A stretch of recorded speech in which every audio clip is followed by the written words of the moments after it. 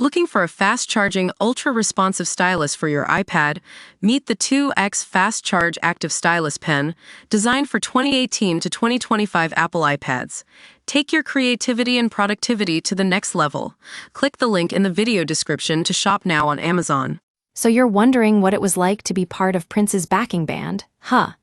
Well, let me tell you, I've had my fair share of backstage stories and guitar tales, but this one takes the cake. I'm Joe, your host on Funk Royalty Files, and I've got a scoop that'll make your ears perk up. It's about the legendary guitarist who walked away from his band to pursue solo stardom. That's right, folks, we're talking about Rick Derringer, former member of the Black Crowes. Rick joined Prince's band in 1982 and quickly became an integral part of the Minneapolis music scene. He was known for his incredible lead playing, but more importantly, he was a true rock and roll rebel. We'll get into that later.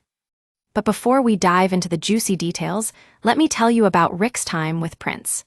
In 1987, Rick made the bold decision to leave the band and focus on his solo career. It was a move that would change the course of his life forever. So, what led Rick to this crossroads? Well, it all started when Prince invited Rick to join him for the Purple Rain tour.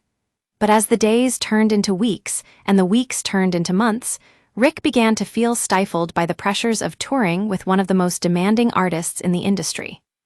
It was a tough decision, but Rick knew he had to follow his heart and pursue his own musical dreams. And boy, did it pay off. Rick's solo career took off like a shot, and he became known for his unique blend of rock and roll and blues. Now I know what you're thinking. What about Prince?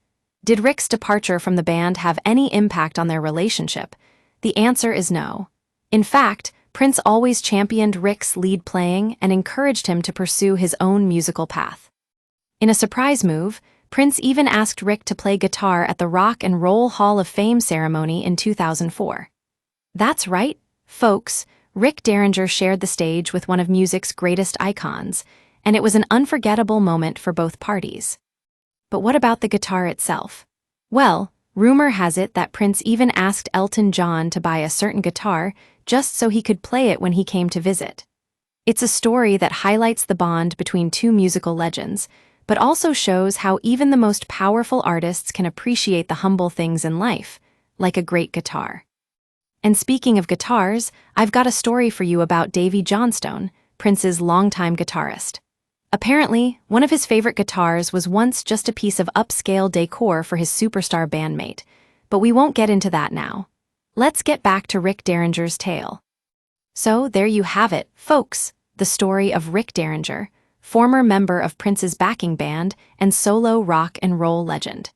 It's a reminder that even in the most high-pressure industries, following your heart and pursuing your passions can lead to incredible things.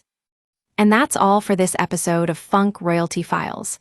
If you liked this story, be sure to subscribe and hit that notification bell. We'll bring you more stories like this one, where the legends meet the legends and the music speaks for itself.